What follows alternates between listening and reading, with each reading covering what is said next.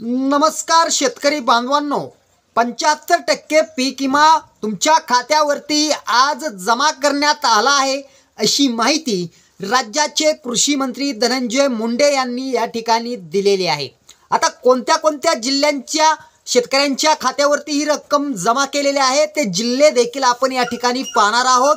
त्याचबरोबर रक्कम तुमच्या खात्यावरती किती जमा केली आहे हे देखील आजच्या व्हिडिओमध्ये आपण पाहणार आहोत।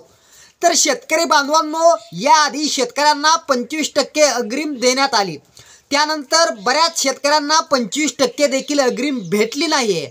अशा शेतकऱ्यांना या ठिकाणी 100% अग्रिम पीक विमा आज जमा करण्यात आलेला आहे आणि ज्या शेतकरी बांधवांना याआधी 25% अग्रिम भेटलेले आहे त्या शेतकऱ्यांना 75% अग्रिम त्यांच्या खात्यावरती आज जमा करण्यात आलेली आहे।